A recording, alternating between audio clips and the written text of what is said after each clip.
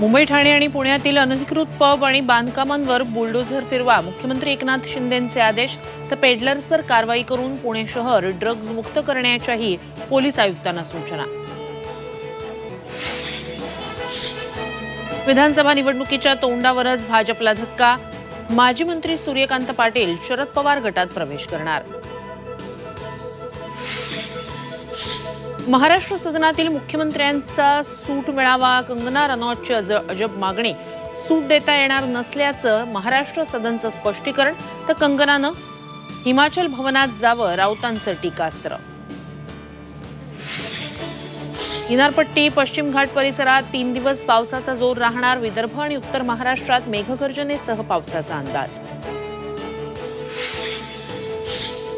भारताची world cup रेकॉर्डसह सेमीफायनलमध्ये धडक. ऑस्ट्रेलियाला 24 धावांनी हरवलं. रोहित शर्मा, कुलदीप यादव ठरले मॅच विनर.